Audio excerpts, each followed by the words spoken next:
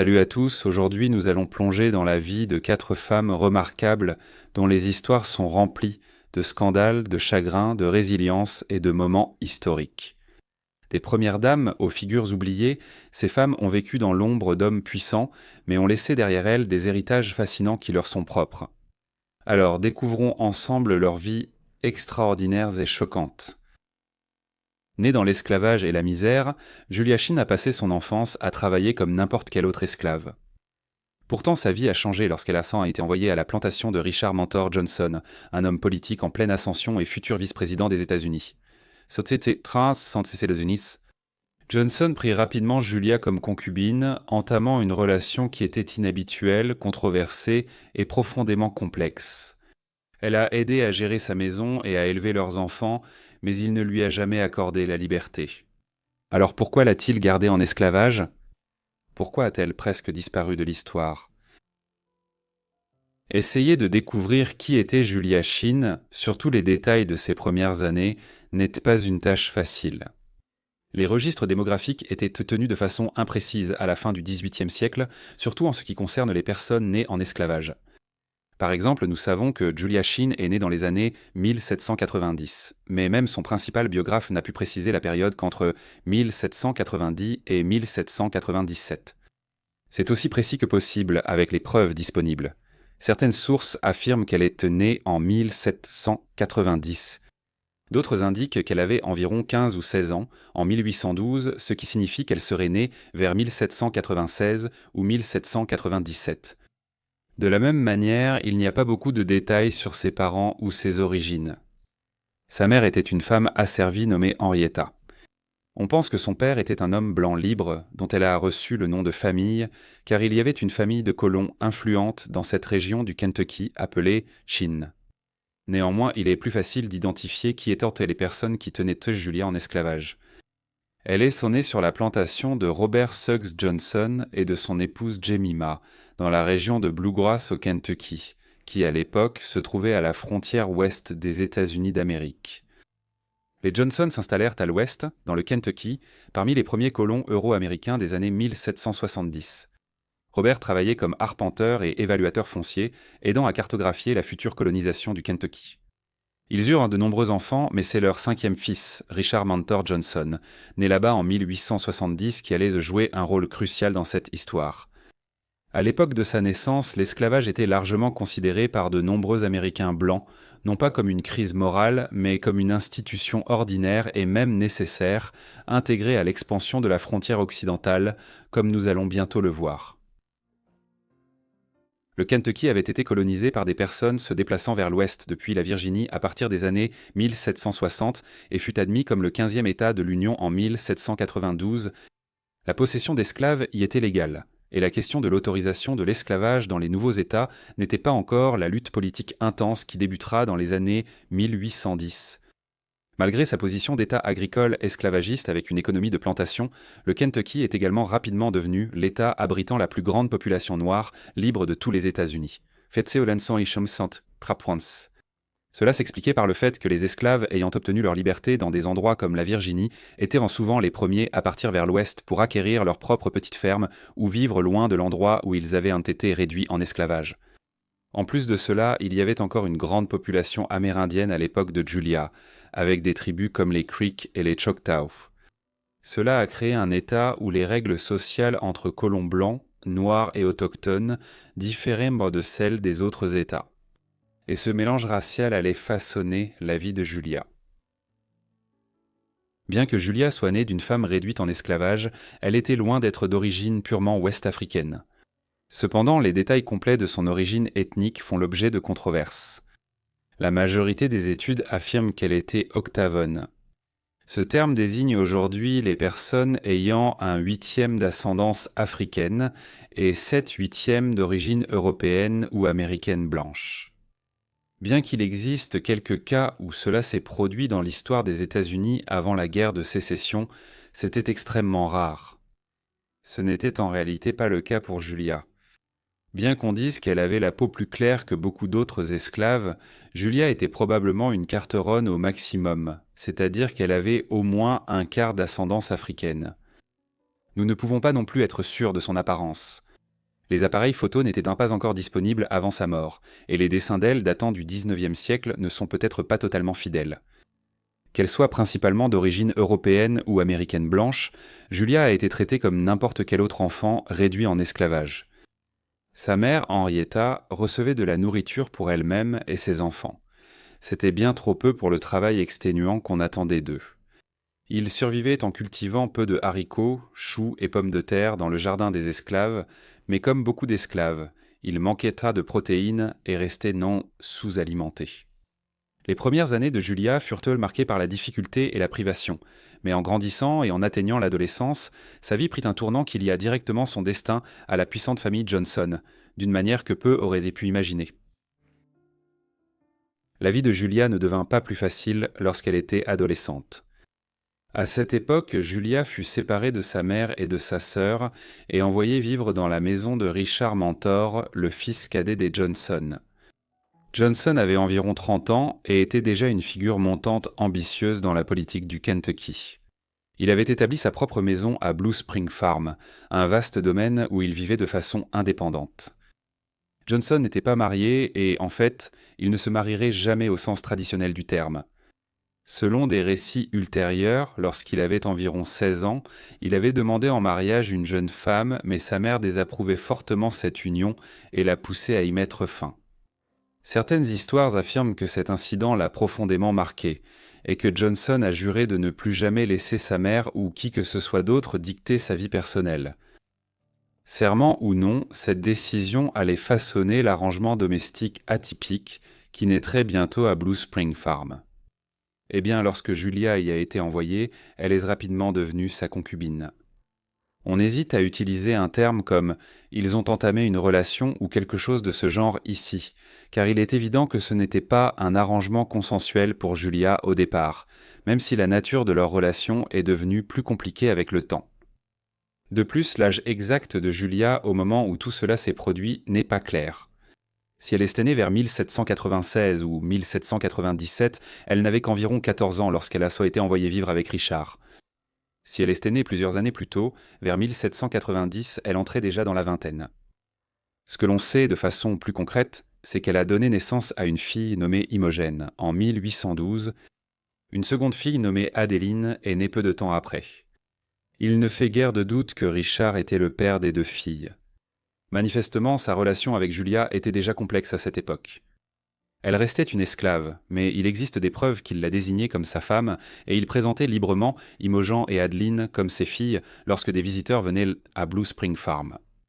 Elles avaient aussi le nom de famille Johnson.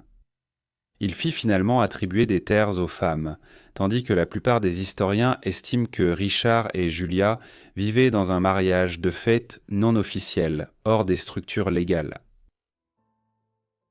Richard Mentor Johnson est principalement connu aujourd'hui pour avoir été vice-président des États-Unis entre 1837 et 1841 lorsque Martin Van Buren était président. Mais sa carrière politique s'est étendue sur 46 ans. Élu pour la première fois à la Chambre des représentants du Kentucky en 1804. 3 ans plus tard, il est allé à Washington, D.C. pour représenter le Kentucky au Congrès comme membre de la Chambre des représentants. Il a occupé ce poste jusqu'en 1819, puis a remporté une élection comme sénateur des États-Unis pour le Kentucky, suivi de 8 années à la Chambre dès 1829, puis de son mandat comme vice-président. Même si Julia ne vivrait pas pour voir Johnson vice-président, sa carrière politique a fortement influencé sa propre trajectoire. Comme il n'a jamais épousé une femme blanche ni fondé ce qui aurait été une famille plus conventionnelle selon les normes du début du XIXe siècle, pendant qu'il était à Washington, D.C. environ 6 mois par an, c'est elle qui gérait essentiellement la ferme de Blue Spring dans le Kentucky. C'était une plantation avec de nombreux esclaves. Beaucoup des vies dans Tully dont nous parlons sur cette chaîne ont été façonnées par l'instabilité politique, l'instabilité financière et ce genre d'incertitude qui laissait aux gens très peu de contrôle sur leur avenir. En ce qui concerne l'argent, je préfère les approches structurées, surtout lorsqu'il s'agit d'investir. Parce que la vérité, c'est que l'incertitude influence encore les choix que les gens font aujourd'hui. Des études montrent que 66% des investisseurs regrettent au moins une décision d'investissement, et ce n'est pas difficile à comprendre. Sur le marché boursier, on vous demande constamment d'acheter, de vendre, d'attendre et de réagir. C'est pourquoi j'ai commencé à chercher une autre façon d'investir, une méthode qui ne nécessitait pas de surveiller le marché toute la journée. C'est à ce moment-là que j'ai découvert Mintos. Avec Mintos, je peux investir dans des prêts et gagner des intérêts. Au lieu d'essayer de prédire ce qu'une action pourrait faire, le rendement attendu pour chaque prêt est fixé à l'avance. Les paiements peuvent arriver chaque jour comme un revenu passif, rendant le processus plus stable et facile à suivre. Je peux aussi filtrer par rendement, risque, horizon temporel, pays et devise. Et pour une approche encore plus simple, Mintos propose également des portefeuilles automatisés. Les rendements moyens sur les prêts sont d'environ 11%. Et pour quiconque cherche un revenu passif, c'est un chiffre très élevé. Mintos opère depuis 2014, compte plus de 600 000 utilisateurs et est réglementé dans l'UE sous MiFID. Et en ce moment, vous pouvez obtenir un bonus allant jusqu'à 350 € lorsque vous investissez 500 € ou plus. Utilisez le lien dans la description ou scannez le code QR affiché à l'écran. Des rendements stables, pas de surprise, et en plus un bonus. Ne le manquez pas et bonne chance. Julia s'occupait de la ferme, négociait avec les entrepreneurs pour vendre leurs produits et acheter les provisions pour la maison et la ferme. Elle organisait également des événements sociaux, dont beaucoup devaient avoir lieu lorsque Richard revenait du Washington au Kentucky et rencontrait des politiciens locaux et des hommes d'affaires. On disait que Julia jouait très bien du piano et contribuait à créer l'atmosphère raffinée attendue lors de ces rassemblements. Lorsque Johnson repartait chaque année à Washington pour sa carrière politique, il lui confiait même la gestion de l'argent liquide qu'il retirait à l'avance, un niveau de confiance rare pour une femme réduite en esclavage à cette époque. Un aspect marquant du travail de Julia en tant que gestionnaire de Blue Spring Farm fut la création de la Choctaw Academy sur la propriété. Il s'agissait d'un internat construit sur la ferme pour les garçons amérindiens. Elle a fonctionné pendant environ une décennie sous la gestion de Julia. D'une certaine manière, c'était une extension du travail de Julia pour éduquer ses propres filles. Elle a engagé un pasteur et prédicateur local, Thomas Henderson, pour éduquer Imogen et Adeline, puis Henderson a également commencé à enseigner à l'école. La Choctaw Academy est encore partiellement debout à ce jour. À Blue Spring Farm, dans le Kentucky, la carcasse du bâtiment se dresse dans un champ, bien que des buissons et des arbres aient été depuis longtemps pénétrés à travers les murs et que le toit se soit en grande partie effondré après plus d'un siècle de négligence. Cependant, pour les habitants de cette région du Kentucky, un témoignage vivant de l'histoire de Julia Shinn subsiste et peut être visité. Même si tout cela suggère une quasi-égalité entre Julia et Richard dans les années 1820, la réalité était bien plus complexe qu'il n'y paraît. Par exemple, la communauté locale du Kentucky tolérait l'union inhabituelle entre leur député et sa soi-disant épouse, mais elle formulait clairement des critiques à leur égard en privé. De plus, leur relation était profondément inhabituelle et façonnée par les lois et les frontières raciales de l'époque. En 1815, après la mort de son père, Johnson devint pleinement propriétaire légal de Julia. Pourtant, il ne l'a pas libérée. Elle resta légalement asservie, même s'il reconnaissait ouvertement leurs filles et les élevait comme les siennes. Les historiens ont suggéré que Johnson aurait pu éviter d'affranchir Julia parce que l'émancipation aurait pu affaiblir ce qu'un chercheur a décrit comme les liens qui l'unissaient à lui. De plus, selon la loi de l'époque, le mariage interracial était interdit dans le Kentucky, donc même s'il avait affranchi Julia, il n'aurait de toute façon pas pu se marier légalement. Julia avait cependant de l'influence au sein du foyer.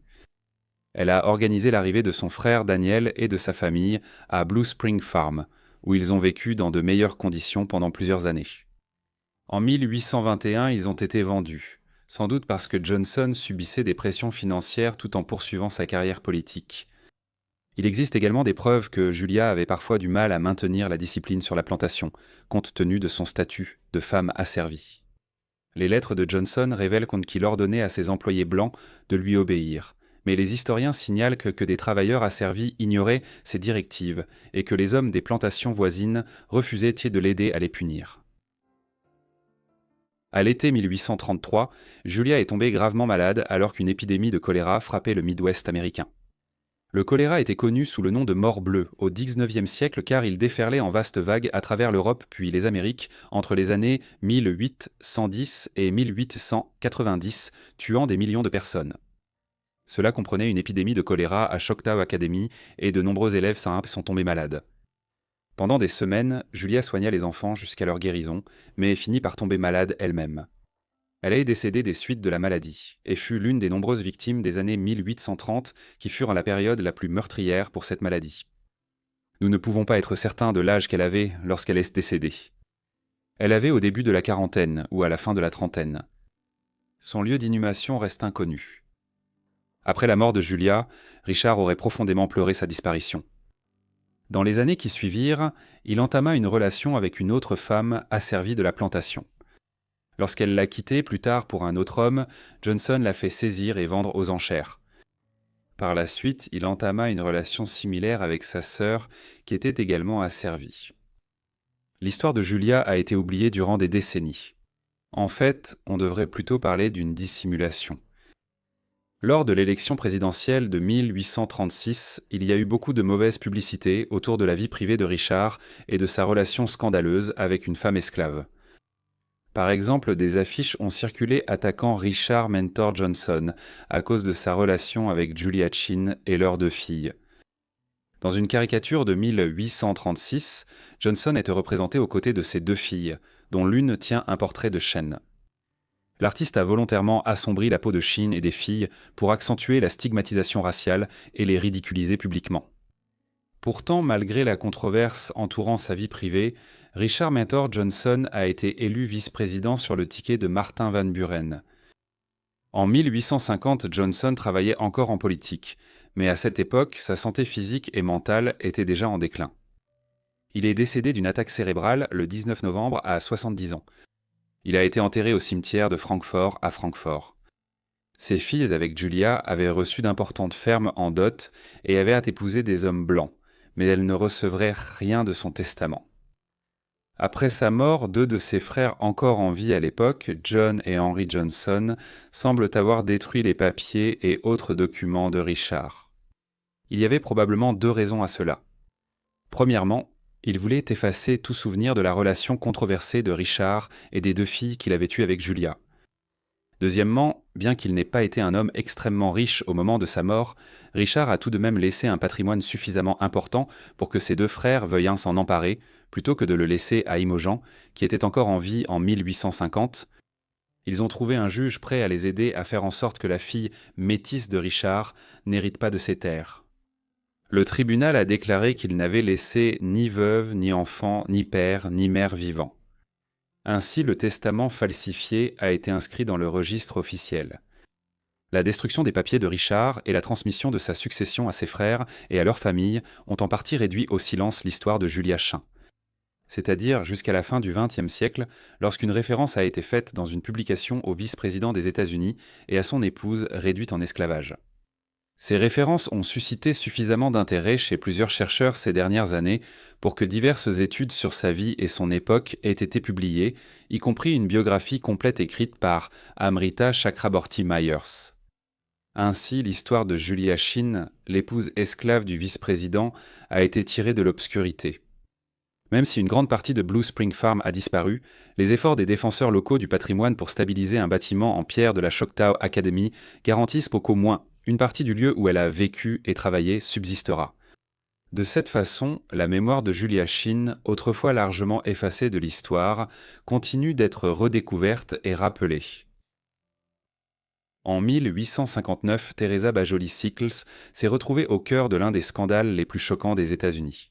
Elle avait une liaison avec Philip Barton Kiedis II, et lorsque son mari, Daniel Sickles, découvrit la vérité, il abattit son amant en plein jour.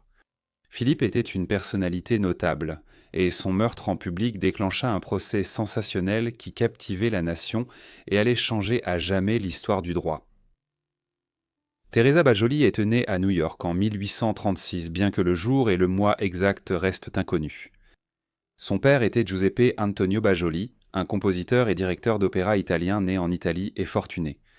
Il était le directeur d'une compagnie d'opéra italienne qui a visité New York en 1832. Pendant qu'il était là-bas, il a rencontré le célèbre librettiste devenu professeur de musique, Lorenzo da Ponte. Alors qu'il commençait à fréquenter davantage la famille da Ponte, il fit la connaissance de Maria, probablement la fille adoptive de Lorenzo, bien que certaines sources affirment qu'elle était le fruit d'une liaison extra-conjugale. À cette époque, Giuseppe avait la trentaine bien entamée, tandis que Maria était à peine une adolescente.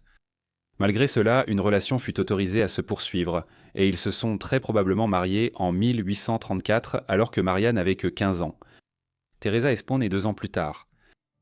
Teresa grandit dans un environnement profondément musical et cosmopolite, passant une grande partie de sa jeunesse chez son grand-père, Lorenzo da Ponte, qui avait travaillé avec Wolfgang Amadeus Mozart des décennies plus tôt.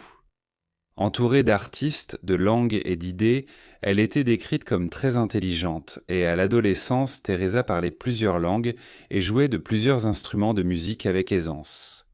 Mais ce monde cultivé et soigneusement protégé ne la protégerait pas longtemps, car, comme nous allons bientôt le voir, elle attirerait l'attention d'un homme dont le nom la rendrait tristement célèbre.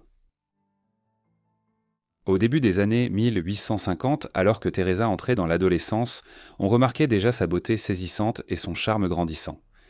Puis, en 1851, elle rencontra Daniel Sickles, mais ce n'était en réalité pas leur première rencontre. Daniel est né le 28 octobre 1819 et était le fils d'un avocat new-yorkais et d'un homme politique local.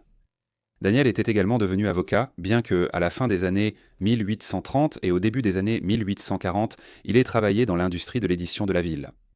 Cela l'a mis en contact avec des figures culturelles comme Lorenzo da Ponte et Antonio Bajoli, qui ont fait publier certaines de leurs annotations musicales.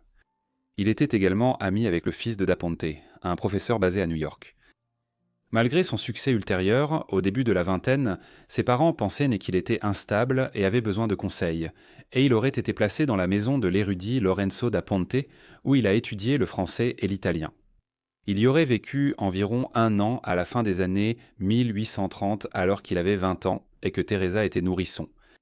Comme mentionné, ils se sont retrouvés des années plus tard, en 1851, et à ce moment-là, Daniel s'était imposé comme homme politique local à l'Assemblée de New York. Daniel est vite tombé amoureux de Teresa et lui a rapidement demandé sa main. Mais même avec sa position sociale et sa longue relation avec sa famille, les Bajoli ont d'abord refusé de donner leur consentement. Sans se laisser décourager, Daniel a épousé Teresa lors d'une cérémonie civile le 17 septembre 1852, et l'union a ensuite été officiellement reconnue lors d'une cérémonie religieuse après que sa famille a donné son approbation. Il n'est pas tout à fait clair quelle était exactement la différence d'âge entre eux. On considère généralement que Daniel était né en 1819, bien qu'il ait plus tard affirmé être né en 1825, probablement pour minimiser l'écart d'âge évident entre lui et sa jeune épouse. Si l'on accepte la première date, il avait presque 33 ans tandis que Teresa aurait eu environ 16 ans au moment de leur mariage, une union qui allait de bientôt sombrer dans le scandale. Le mariage de Daniel et Teresa a débuté assez classiquement. Teresa a donné naissance à une fille qu'ils ont appelée Laura Buchanan à la fin du printemps 1853. Il est difficile de savoir s'ils soupçonnaient que Teresa était enceinte lors de leur mariage en septembre, mais ils prévoyaient sûrement de se marier. Ainsi, ce n'était pas, pour ainsi dire, un mariage forcé.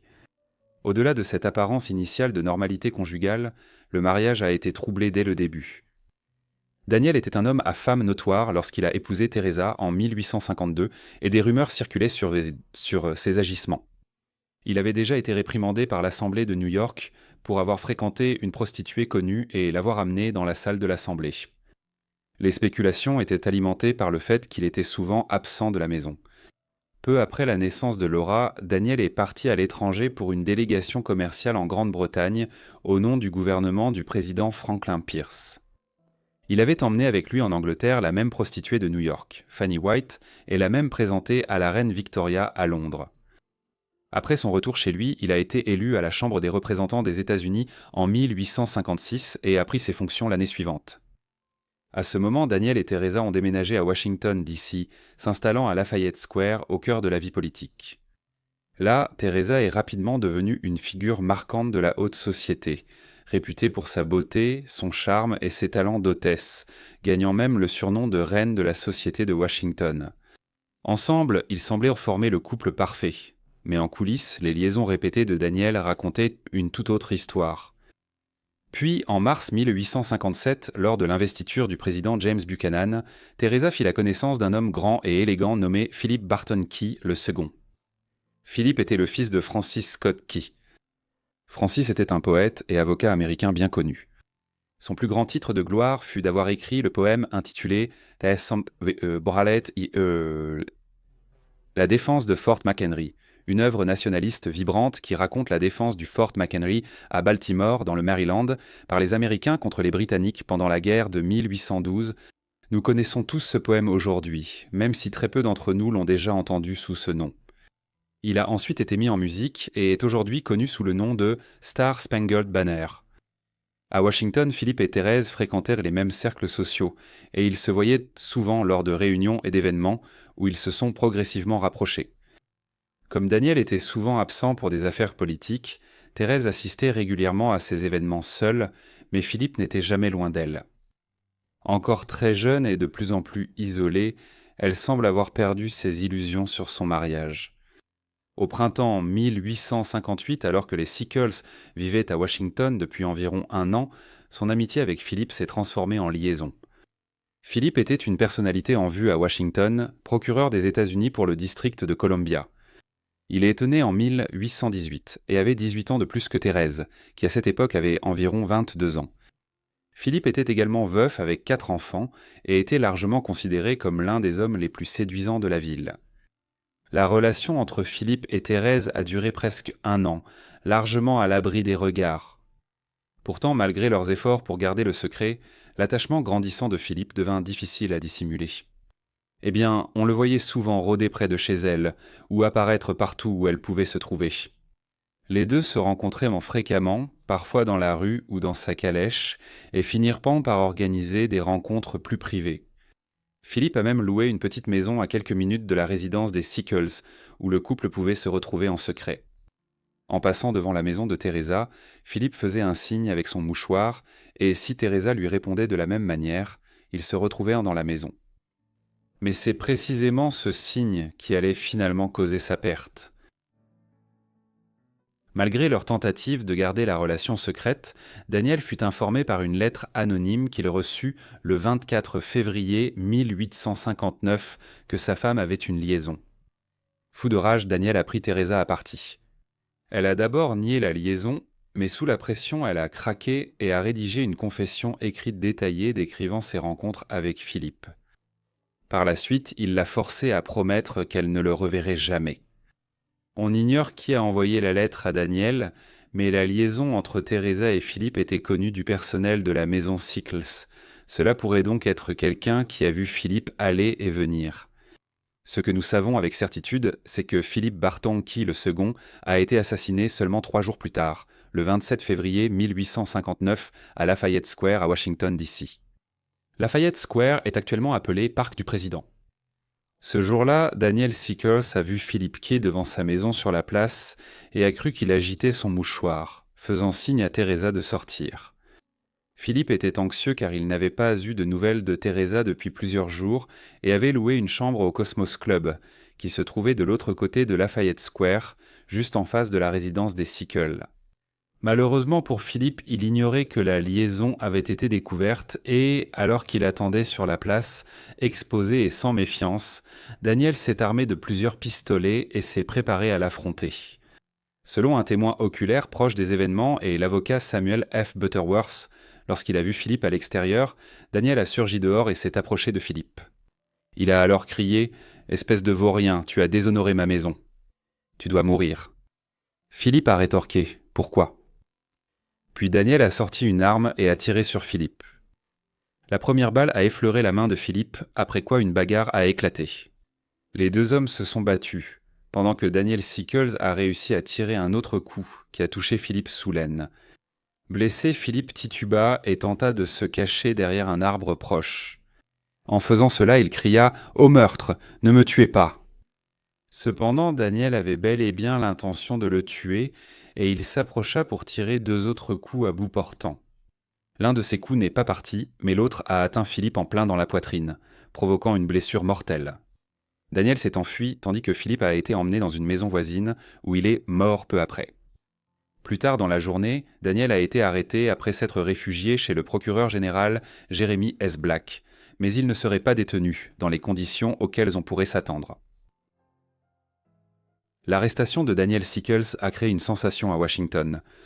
Bien qu'il ait été détenu dans une prison tristement célèbre, infestée de rats, ses propres conditions étaient loin d'être ordinaires. Il profitait de privilèges rares, comme des repas de chez lui, une chambre chauffée et de nombreux visiteurs, de sa famille à des personnalités influentes de Washington. Alors qu'il était en détention, les journaux du pays entier se sont emparés de l'affaire, exposant le scandale dans les moindres détails. Lorsque le procès a débuté le 4 avril, une foule immense s'est rassemblée à l'extérieur. À la fin des années 1850, Sickles était un homme suffisamment riche et il avait engagé une équipe redoutable de 8 avocats pour le représenter, dirigée par James Brady, un avocat basé à New York, réputé pour intimider les témoins. À l'inverse, l'accusation était dirigée par Robert Ould, un avocat aux capacités limitées. Sickles était un homme politique populaire, et lors de la sélection du jury, on estimait que 72 des 75 personnes envisagées pour servir de jurés pouvaient potentiellement être favorables à l'accusé. Lorsque le procès a commencé, la défense a exposé sa cause d'une manière inhabituelle. Ils ont affirmé que Sickles ne pouvait pas être tenu responsable de ses actes parce qu'il avait momentanément perdu la raison à cause de la liaison de Philip Key avec sa femme. Comme l'a dit John Graham, l'un des avocats de Daniel, s'il était dans un état de fureur extrême, était-ce un état de passion trop intense pour un homme qui voyait devant lui le séducteur endurci et impitoyable de sa femme ? Au fur et à mesure que cet argument de folie temporaire se développait, une situation étrange s'est installée où le défunt Key est presque devenu l'accusé au tribunal, tandis que Sickles était présenté comme la victime. La défense a cherché à renforcer son dossier en présentant la confession écrite de la liaison, espérant ainsi mieux justifier les actes de Daniel. L'accusation a riposté et le document a finalement été jugé irrecevable. Sans se laisser décourager, Sickles a pris les choses en main en divulguant la confession à la presse, où elle a été publiée dans son intégralité, exposant la vie privée de Teresa et intensifiant la frénésie autour de l'affaire. Un autre moment clé est survenu lorsqu'un médecin a comparu à la barre et a témoigné que l'effondrement psychologique de Daniel, à la suite des révélations sur l'infidélité de Teresa, avait été si important qu'il avait craint que Daniel ne se remette jamais de la folie qui l'avait poussé à tuer Philip Key. Teresa était calomniée et vilipendée quotidiennement dans la presse pendant le procès, et elle évitait de se montrer en public.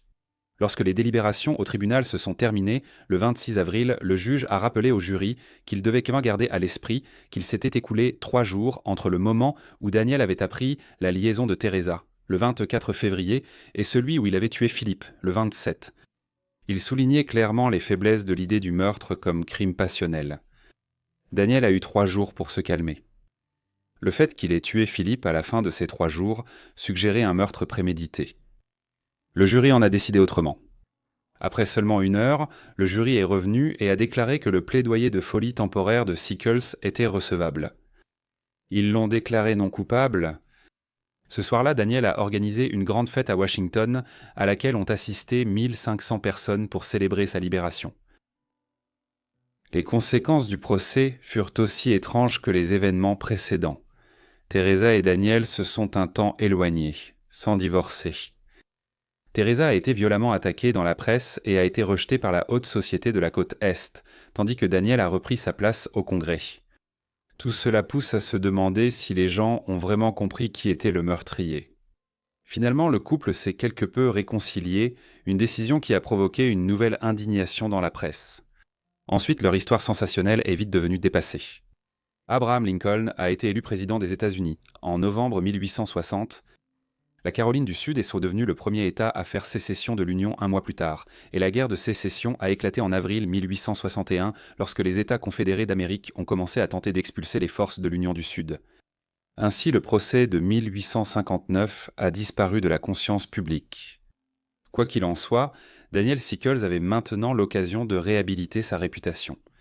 Il est devenu officier dans l'armée de l'Union et a combattu lors de nombreuses batailles majeures de la guerre. Au début du mois de juillet 1863, il a participé à la bataille de Gettysburg. Lors de l'affrontement, un boulet de canon a mutilé sa jambe droite. La jambe a été amputée et envoyée au musée médical de l'armée à Washington. Les os sont encore exposés au musée national de la santé et de la médecine à ce jour. Après le scandale, le mariage de Teresa ne fut plus jamais le même, et elle se retira en grande partie de la vie publique. Elle a passé la majeure partie de ses dernières années à New York, où elle est décédée à Brooklyn le 5 février 1867 de la tuberculose. Elle n'avait que 30 ou 31 ans. Malgré le scandale passé, ses funérailles à Greenwich Village ont attiré beaucoup de monde grâce aux relations familiales. En 1869, Daniel fut nommé ministre des États-Unis en Espagne, et certaines rumeurs prétendent même qu'il aurait eu une liaison avec l'exilée reine Isabelle II. À Madrid, il entama ensuite une relation avec une franco-espagnole nommée Carmina, et ils se sont mariés en 1871. Le couple a eu 2 enfants, ensemble. Après son retour chez lui en 1880, il occupa de nombreux postes à New York et retourna même brièvement au Congrès pour un mandat de 2 ans entre 1893 et 1895. À cette époque, sa fille avec Teresa était décédée. Les deux s'étaient éloignés et Laura, qui était alcoolique, est morte en 1890 à seulement 38 ans. Daniel Sickle vivra une longue vie, mourant à l'âge de 94 ans en 1914. Dans un dernier détail révélateur, il reste le seul commandant supérieur de la bataille de Gettysburg sans statut, une absence qui reflète l'ombre projetée par le scandale, le procès et le meurtre qui ont défini son héritage. En 1861, une guerre civile a déchiré la nation. Varina Davis s'est retrouvée, contre toute attente, première dame de la Confédération, son mari Jefferson étant devenu président de la nouvelle nation sécessionniste. Mais derrière ce statut se cachait la méfiance et les tensions. Des rumeurs sur ses origines circulaient. Les critiques remettaient en question sa loyauté, et la guerre allait lui apporter une perte personnelle dévastatrice. Alors, que deviendrait-elle? Rejoignez-moi pour le découvrir. Varina Davis est née et a été baptisée sous le nom de Varina Howell le 7 mai 1826. Ses parents, William et Margaret, vivaient à Natchez, Mississippi, mais il semble qu'elle soit née dans une zone rurale de Louisiane, lors d'une visite familiale. Cependant, certaines sources affirment qu'elle était née dans le Mississippi. Varina est née dans une famille qui incarnait l'élite américaine des débuts.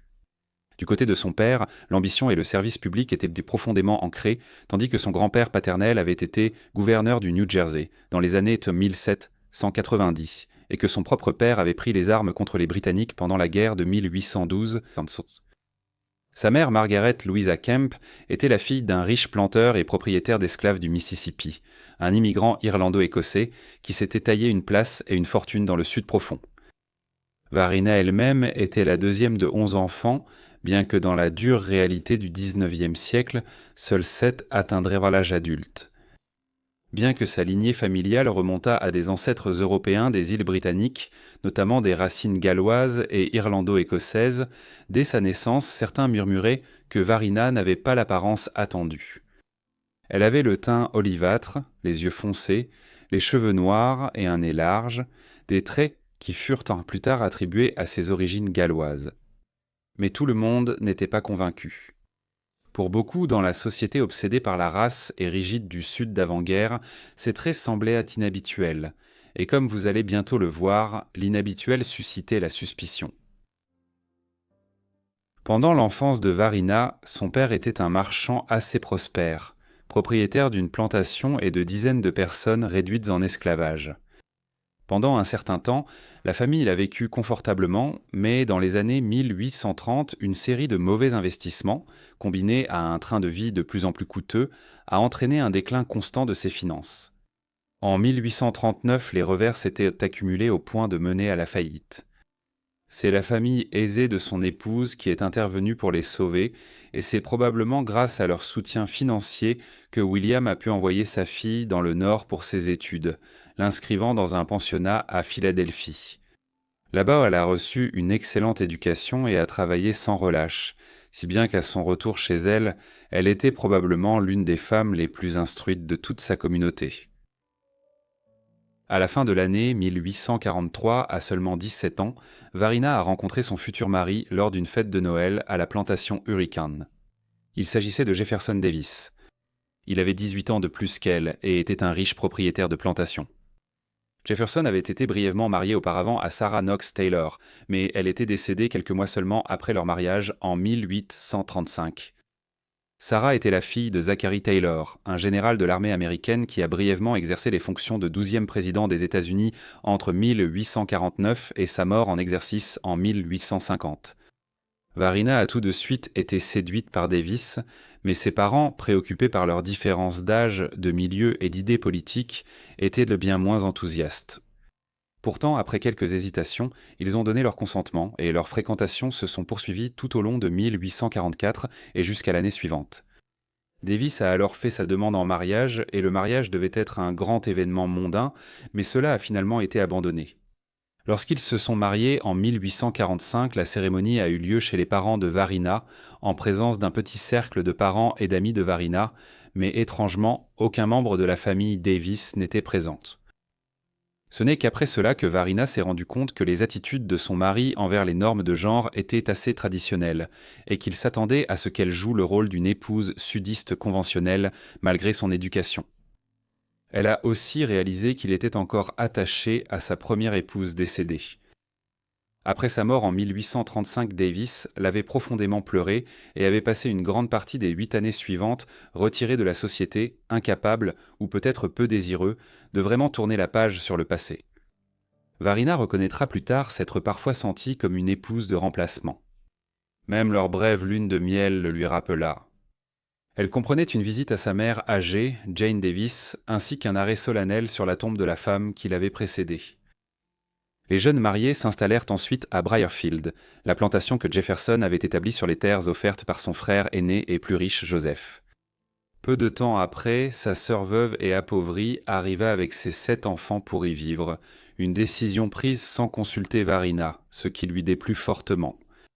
Mais en 1846, Jefferson Davis fut élu à la Chambre des représentants des États-Unis, et Varina l'accompagna à Washington, D.C., une ville qu'elle en vint rapidement à adorer. Elle se plongea dans la vie sociale de la ville et s'imposa rapidement comme l'une des hôtesses les plus populaires et les plus jeunes de la capitale. Cependant, peu de temps après, Davis démissionna de son siège pour servir dans la guerre américano-mexicaine de 1846 à 1848. Après le conflit, il revint à la politique avec une ambition renouvelée. Pourtant, à mesure que sa stature grandissait, la tension entre le mari et la femme augmentait également, car ses opinions politiques étaient en désaccord avec celles de Varina. Elle voyait l'esclavage comme les nordistes, mais Jefferson n'était pas d'accord et comparait les esclaves à du bétail.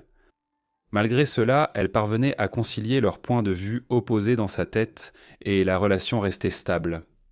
Elle aimait l'argent et la richesse croissante de Jefferson dans les années 1850 semblait aplanir beaucoup de problèmes dans leur relation. Il a servi pendant de nombreuses années comme sénateur du Mississippi et en 1853, il a été nommé secrétaire à la guerre dans l'administration du président Franklin Pierce. Cela signifiait que, bien que leur maison soit dans le Mississippi, la famille a passé une grande partie de sa vie entre 1845 et 1861 à vivre à Washington, D.C. Ici, Verina se sentait plus à l'aise, trouvant que le monde politique et social plus large de la ville correspondait mieux à sa vision que l'atmosphère de plus en plus tendue du Mississippi. Mais une tragédie familiale était sur le point de survenir. Entre 1852 et 1864, Verina et Jefferson eurent 6 enfants, 4 garçons et 2 filles. Tragiquement, la plupart d'entre eux auraient une vie courte. En 1854, les Davis furent dévastés lorsque leur premier enfant, Samuel, mourut avant d'atteindre l'âge de 2 ans. Accablée de chagrin, Verena se retira un temps de la vie sociale. L'année suivante vit la naissance de leur fille Margaret, la seule de leurs enfants qui grandirait, se marierait et fonderait sa propre famille. Un troisième enfant, Jefferson Jr., a survécu jusqu'à l'âge adulte, mais est décédé à seulement 21 ans en 1878 lors d'une épidémie de fièvre jaune dans la vallée du Mississippi. 2 autres fils suivirent, Joseph né en 1859 et William né en 1861. Tous 2 sont morts pendant l'enfance. Leur plus jeune enfant, Winnie, né en 1864, était particulièrement proche de sa mère, mais dans les années précédant sa naissance, des événements se déroulaient dans le sud qui allaient en fait changer leur vie à jamais. La trajectoire entière de la vie de Verina a changé à la fin de 1860. Depuis son enfance, le débat sur l'esclavage ne cessait de s'intensifier aux États-Unis. Depuis les premiers jours de la République, il existait une division entre les États du Nord et ceux du Sud. Les États du Nord, plus urbanisés et industrialisés, n'étaient plus économiquement dépendants du travail des esclaves. De nombreux États avaient commencé à interdire l'institution. Et à l'époque de Verena, il y avait une division claire entre les États libres du Nord et les États esclavagistes du Sud. où le travail forcé restait central pour la culture du coton et du tabac dans d'immenses plantations. Verena a vécu toute sa vie jusqu'à la fin des années 1850 dans ce contexte. Si l'esclavage était accepté par de nombreux sudistes, son éducation cosmopolite et son instruction l'avèrent exposé durant des années aux opinions des libéraux du Nord sur ce sujet. Et compte tenu de ses liens avec les deux régions, elle se décrivait comme à moitié du Nord et à moitié du Sud. L'esclavage était aussi devenu de plus en plus controversé au niveau national. L'expansion vers l'Ouest a suscité un débat sur l'autorisation de l'esclavage dans les nouveaux États. Cela a commencé à s'envenimer dans les années 1850, surtout après la formation du Parti républicain. Son candidat à la présidence, Abraham Lincoln, a été élu président des États-Unis en novembre 1860.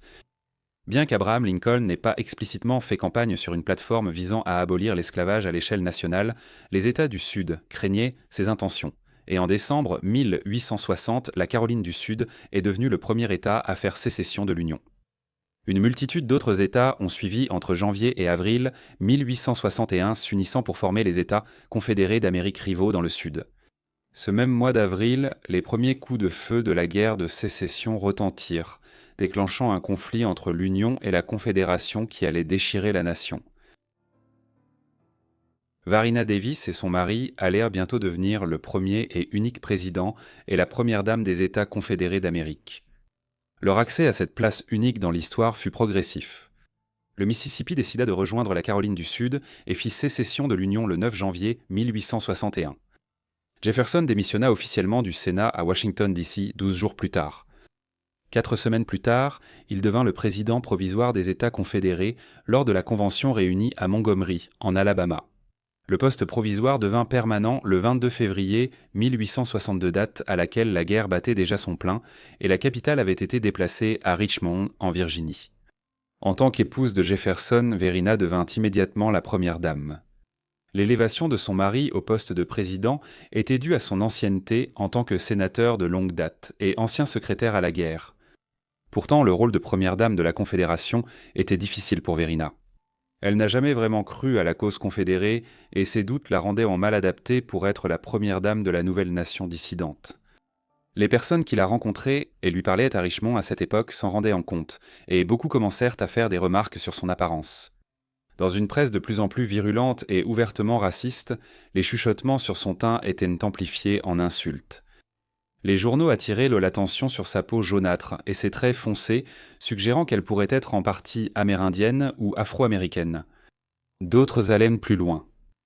Des critiques hostiles, désireux de blesser à la fois elle et son mari, la décrivaient avec des mots destinés à choquer, la traitant de mulâtre ou d'indienne, des insultes calculées pour attiser les angoisses raciales dans une société obsédée par les lignées et la pureté. Pour aggraver les choses, la vie de famille des Davis était tendue. Verina était souvent enceinte pendant ces années-là, et leur fils Joseph est mort en avril 1864 après une mauvaise chute, juste après son 5e anniversaire. Quelques mois plus tard, Verina a donné naissance à Winnie. L'enfant fut bientôt connu comme la fille de la Confédération, et son image comme son histoire circulèrent dans tout le Sud durant la dernière année de la guerre afin de remonter le moral. Ainsi, Verina a passé les années de guerre enceinte, en deuil, critiquée et propulsée au rang de l'une des femmes porte-parole les plus en vue d'une cause à laquelle elle ne croyait pas vraiment. La guerre de sécession s'est terminée par la défaite de la Confédération en avril 1865, presque 4 ans, jour pour jour après son début. Alors que le principal général confédéré, Robert E. Lee, organisait la reddition, Jefferson, Verina, leur famille et leurs partisans fuyaient vers le sud depuis Richmond. Ils furent capturés en Géorgie et Jefferson fut détenu après que des soupçons eurent surgi quant à son implication d'une manière ou d'une autre dans l'assassinat du président Abraham Lincoln, survenu quelques jours seulement après la fin des combats. Jefferson passa les 2 années suivantes en détention à cause de cela. Durant cette période, Verena envoya leurs enfants au Canada chez des proches pour leur sécurité et fit campagne pour libérer son mari. Il fut libéré sous caution en mai 1867 et bénéficia d'une amnistie générale accordée aux anciens hommes politiques et soldats confédérés par le président Andrew Johnson à Noël 1868. Les Davis étaient désormais libres de reprendre leur vie comme ils l'entendaient. Cependant, la société qui les entourait avait changé. La fortune de Jefferson dépendait principalement de ses plantations exploitées par des esclaves. cela avait désormais disparu. De plus, il n'y avait aucune chance de relancer une carrière politique, et la richesse de la famille avait été décimée par la guerre, ainsi que par tous ses frais juridiques pendant son emprisonnement. À ce moment, la famille partit en Europe, gagnant de l'argent avec les conférences et apparitions liées à leur statut d'anciens présidents et premières dames de la Confédération. Verina et les enfants restèrent en Europe après le retour de Jefferson en Amérique et envisagèrent divers postes d'enseignement. En Angleterre, avec sa sœur et ses enfants, Verina fut scandalisée de lire, en 1870 et 1871, des articles sur les possibles liaisons de Jefferson aux États-Unis. Pendant cette période, leur fils Guillaume mourut juste avant son 11e anniversaire, et cela, combiné à l'effondrement de leur fortune, les plongea dans de longues périodes de dépression. Au milieu des années 1870, Verina retourna en Amérique et le couple se réconcilia progressivement, finissant par vivre à nouveau ensemble en 1878. À cette époque, Jefferson dépendait de la générosité d'une mécène, Sarah Dorsey, la riche veuve d'un planteur de Louisiane. Dorsey connaissait Verina depuis l'école dans les années 1830 quand elle fréquentait le même pensionnat. Dorsey était aussi écrivaine et historienne, devenant une fervente défenseur de la cause confédérée dans ses écrits. Elle invita les Davis à venir vivre sur son domaine à Beauvoir, dans le Mississippi, sur le golfe du Mexique, et finit par leur vendre une maison là-bas à un prix avantageux. Lorsque Sarah mourut en 1879, elle laissa à Jefferson une somme d'argent importante qui permit en grande partie de résoudre leurs problèmes financiers pour le reste de la vie de Jefferson. Il mourut lors d'une grande épidémie de fièvre jaune qui frappa les États du Sud en 1889 à 81 ans. Après la mort de son mari, Verina partit s'installer à New York, un choix qui fut considéré comme controversé à l'époque. Elle était apparentée au magnate des médias Joseph Pulitzer, et il lui donna un emploi d'écrivaine pour le New York World en 1891. Sa fille Winnie l'accompagna. Elle écrivait également pendant ces années, et elle publia plusieurs livres, comme l'étude sur le révolutionnaire irlandais, Robert Emmet. Ainsi, Verena et sa fille menèrent une vie de classe moyenne en tant qu'écrivaine à Manhattan dans les années 1890, vivant souvent dans des hôtels-appartements de la ville ou chez des proches. Parfois, Verena était critiquée dans la presse du Sud pour sa décision de déménager vers le Nord et d'écrire pour un journal yankee à New York. Elle a répondu que la guerre et la mort de son mari l'obligeaient à travailler pour subvenir à ses besoins. En 1898, une tragédie survint lorsque Winnie mourut à l'âge de 34 ans, probablement d'une pneumonie ou d'une gastrite. Verina a organisé son enterrement à Richmond près de son père et de son frère. Verina continua d'écrire par la suite, bien qu'elle vieillissait. Beaucoup de ses articles tardifs étaient entaxés sur l'idée de promouvoir la réconciliation et une meilleure compréhension entre les États du Nord et du Sud, car le pays restait profondément divisé 3 décennies après la guerre de sécession. C'était une vie étrange entre deux réalités pour Verina. D'un côté, elle vivait à New York, mais elle voyageait aussi pour assister à des rassemblements de femmes qui avaient grandi et vécu dans des familles d'anciens soldats confédérés et de personnalités politiques. Dans ces dernières années, elle s'est intéressée à l'accès élargi à l'éducation. En 1901, par exemple, elle a rencontré le leader afro-américain influent, Booker T. Washington, et ils ont discuté des moyens par lesquels les femmes et les afro-américains pouvaient bénéficier de meilleures opportunités éducatives aux États-Unis. Dans ces dernières années, elle a aimé faire une promenade quotidienne à travers Central Park et aller au théâtre. Finalement, elle a vécu jusqu'à l'âge de 80 ans, mourant d'une pneumonie dans son appartement de Midtown Manhattan le 16 octobre 1906. Elle laissa derrière elle sa fille, Margaret Davis Hayes, ainsi que plusieurs petits-enfants et arrière-petits-enfants. Encore aujourd'hui, beaucoup regardent ses photographies et spéculent sur ses origines, certains croyant qu'elle devait avoir des ancêtres africains ou amérindiens en raison de son apparence. Certains soulignent également le fait qu'elle se qualifiait elle-même de métisse pour appuyer cette idée. Pourtant, les recherches généalogiques et le travail des historiens modernes n'ont trouvé aucune preuve crédible pour étayer cela. Ces lignées familiales documentées remontent à des ancêtres européens, donc nous ne pouvons que spéculer. Verena Howard Davis a eu droit à une procession funéraire dans les rues de New York et a ensuite été inhumée à Richmond, ce qui signifie que l'unique première dame de la Confédération a été enterrée dans sa capitale éphémère. Sa pierre tombale portait simplement l'inscription « En paix ». Mary Lincoln était l'épouse du célèbre président américain Abraham Lincoln. Elle était la première dame, avait suffisamment de richesses et une belle famille, Mais en 1875, son propre fils l'a fait interner dans un asile d'aliénés. Alors qu'est-il arrivé à elle? Était-elle vraiment folle? Et pourquoi son fils a-t-il fait ça? Pour répondre à ces questions, nous devons d'abord remonter au début du XIXe siècle. La femme principalement connue aujourd'hui comme l'épouse d'Abraham Lincoln est née sous le nom de Mary Ann Todd le 13 décembre à l'âge de 18 ans, dans la ville de Lexington au Kentucky. Son père était Robert Smith Todd, un homme dont les ancêtres avaient joué un rôle important pendant la guerre d'indépendance américaine. Robert s'était formé comme avocat dans sa jeunesse, mais il n'a jamais exercé en cabinet privé, choisissant plutôt de lancer diverses entreprises dans le Kentucky, qui était alors la frontière américaine. Il a également combattu lors de la guerre de 1812 contre les Britanniques, et c'est à cette époque qu'il a épousé sa femme et la mère de Mary, Elizabeth Todd. Pourtant, la mère de Mary mourut malheureusement des suites de complications lors d'un accouchement alors que Mary n'avait que 6 ans. L'année suivante, Robert se remaria, cette fois avec une Elizabeth Humphreys. Cette seconde union donna naissance à 9 enfants, si bien que la famille Todd était nombreuse. Néanmoins, ils avaient les moyens financiers pour vivre confortablement, leur famille habitant une grande demeure de 14 pièces au centre de Lexington.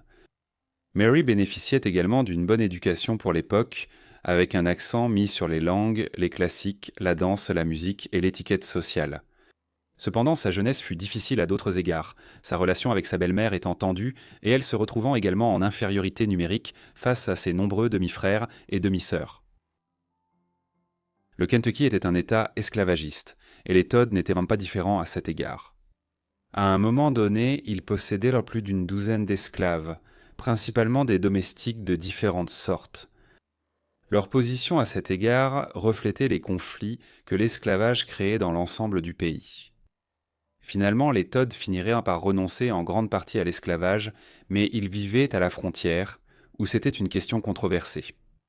Au milieu du XIXe siècle, un accord précaire avait été trouvé, selon lequel les États du nord de la côte Est comme le New Jersey, New York, Boston et le Connecticut devenaient en des États libres où l'esclavage était interdit, tandis que les États du sud de la côte Est, comme la Virginie, les Carolines et la Géorgie, continuaient d'avoir leurs économies et leurs sociétés fondées sur l'esclavage.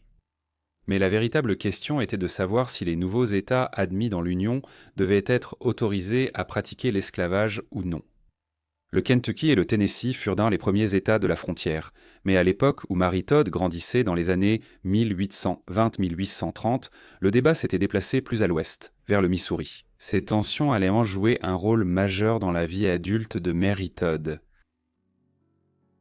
En 1839, alors qu'elle était dans la vingtaine, Mary avait déménagé à Springfield, la capitale de l'État de l'Illinois, une région qui connaissait un important afflux de migrants dans les années 1830 et 1840. Là-bas, elle était reconnue comme une jeune femme vive d'esprit, sociable et populaire auprès de la bourgeoisie locale. Au début, elle fut courtisée par le jeune avocat prometteur et homme politique du Parti démocrate, Stephen A. Douglas, mais c'est également à cette époque qu'elle fit la connaissance d'Abraham Lincoln. À cette époque, Abraham Lincoln était un avocat de 30 ans à Springfield, peu connu et qui n'avait pas encore entamé de carrière politique. Les deux devinrent rapidement proches, mais leur relation était particulière. Ils se mirent rapidement d'accord pour se marier, cependant ils hésitèrent par la suite, Abraham Lincoln devenant incertain quant au mariage et allant même jusqu'à l'annuler à un moment donné. Néanmoins, ils finirent par se marier le 4 novembre 1842 après une fréquentation relativement longue pour l'époque. Malgré ses débuts apparemment inhabituels, le mariage de Mary avec Abraham fut heureux. Ils eurent plusieurs fils, Robert né en 1843 suivi d'Édouard 3 ans plus tard. Pourtant, Édouard mourut tragiquement avant son 4e anniversaire à cause de la tuberculose. 2 autres fils suivirent. William né en 1850 et Thomas en 1853. Le couple était également assez excentrique à leur manière. Lincoln était un homme doux et souvent distrait. Ces garçons étaient réputés pour venir au bureau et perturber le travail de ses associés du cabinet. Ils se plaignaient fréquemment à Abraham à ce sujet, mais il ne faisait rien pour arranger la situation. Pour sa part, Marie était une femme troublée à bien des égards. Elle avait de fréquents sautes d'humeur, des accès de colère en public et un tempérament féroce. Si elle vivait aujourd'hui, elle aurait été soignée pour un trouble de santé mentale ou un autre, mais au milieu du XIXe siècle, aucun diagnostic de ce genre n'était posé. Elle souffrait clairement de dépression et de délire, était possiblement bipolaire, et avait également de nombreux problèmes physiques comme le diabète et une mauvaise vue. Abraham a commencé sa carrière politique comme homme politique local dans l'Illinois au milieu des années 1840, siégeant à la législature de l'État. Il n'était pas rare à l'époque que des personnes exerçant des professions importantes comme le droit occupent de tels postes dans l'État, et Abraham ne semble pas avoir envisagé une carrière au niveau fédéral de la politique à ce moment-là. Après quelques années, alors que lui et Marie commençaient à fonder leur famille, Abraham s'est retiré de la politique et s'est concentré sur sa pratique du droit. Ce qui l'a ramené à la vie politique et sur la scène nationale, c'est l'adoption du Kansas-Nebraska Act de 1854 qui a ouvert la voie à l'extension de l'esclavage dans les nouveaux territoires créés par le gouvernement américain à l'Ouest. Lincoln est rapidement devenu une figure de proue au sein du tout nouveau parti républicain qui était anti-esclavagiste et n'avait été fondé qu'en 1854. À la suite d'une série d'événements quelque peu inhabituels, il a été propulsé de l'obscurité relative pour devenir le candidat du Parti républicain à l'élection présidentielle américaine de 1860. Mary serait un soutien indéfectible, parfois peu orthodoxe pour Abraham pendant la campagne électorale.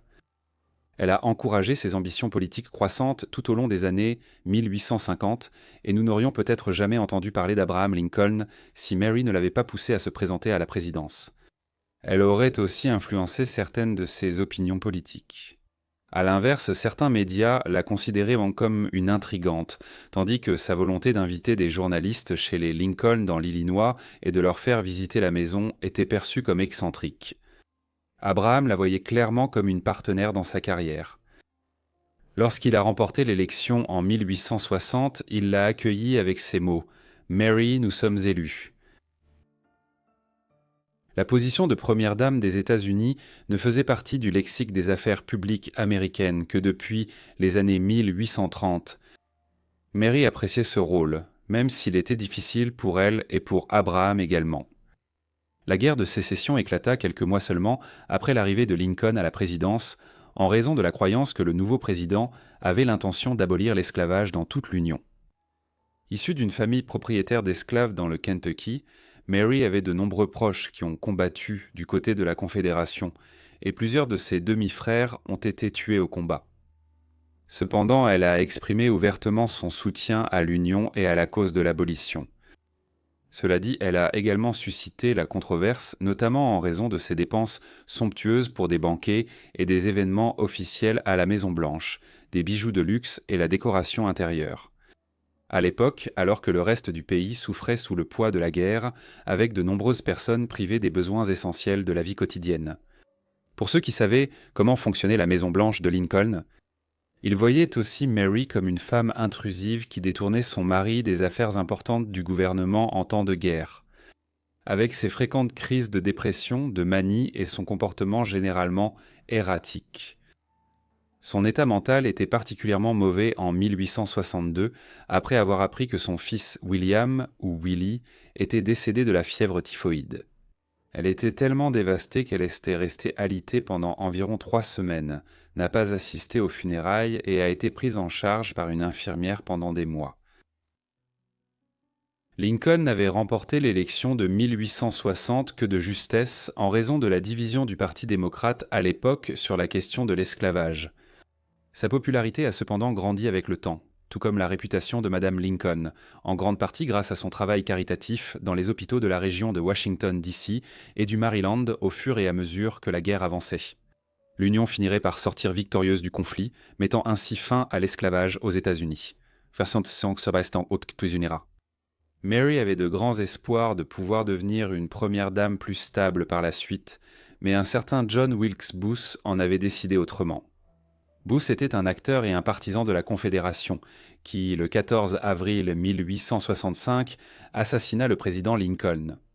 Alors qu'il assistait avec Mary à une représentation de la pièce Notre cousin américain au théâtre Ford à Washington, D.C. Mary tenait la main de son mari lorsqu'il a été abattu d'une balle à l'arrière de la tête.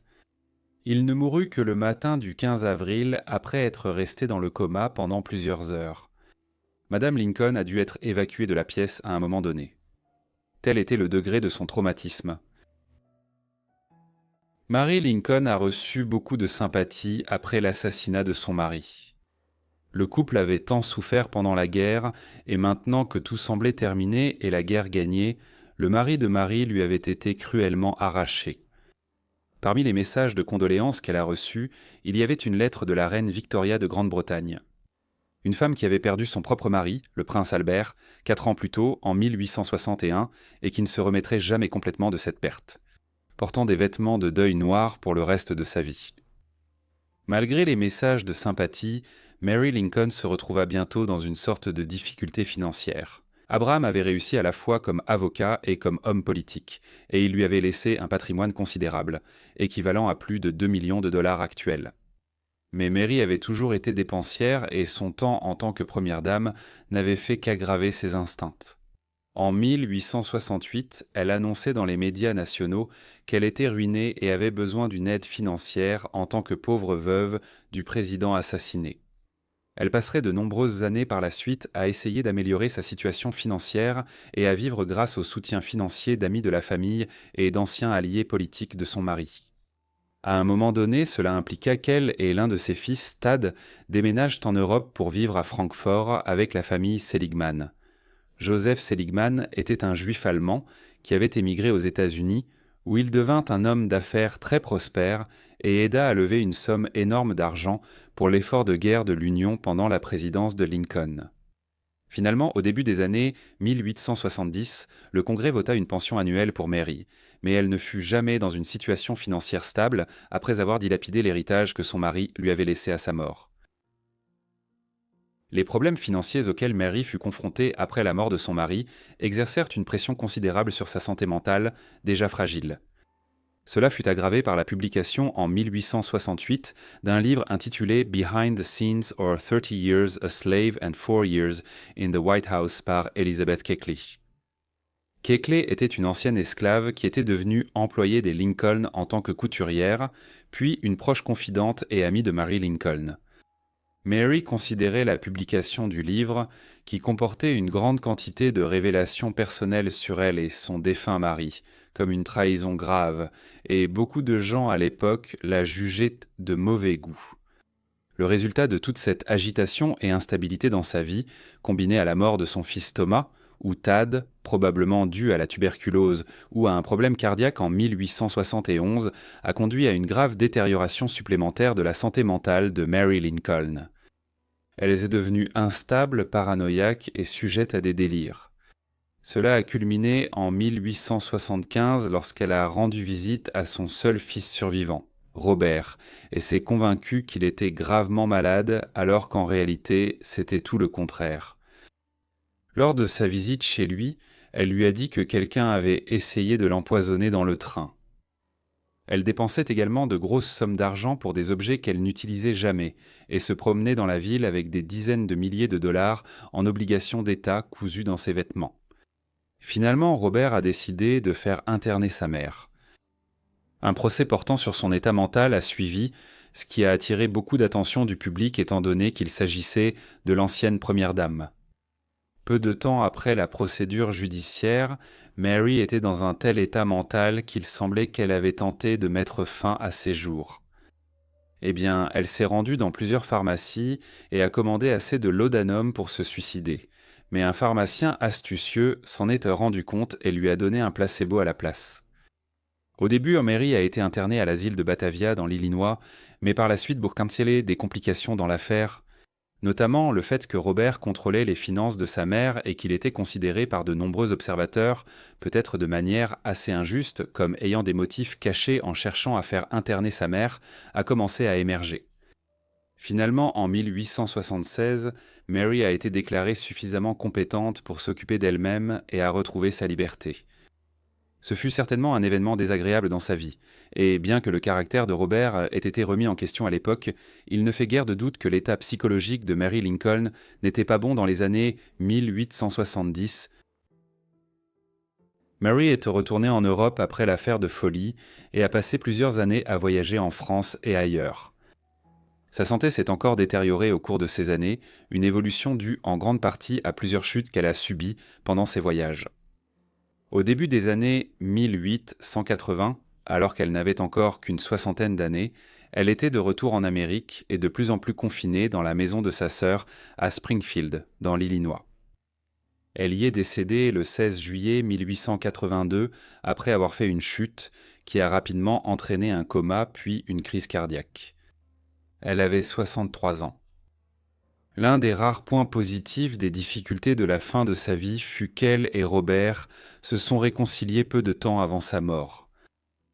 Les historiens ont généralement jugé Marie comme une première dame très moyenne, voire médiocre, ces diverses difficultés ayant détourné son mari de ses fonctions officielles, à une époque de crise nationale. Cependant, ces dernières années, un portrait plus sympathique d'elle a émergé, notamment après son interprétation par Sally Field dans le film Lincoln de Steven Spielberg.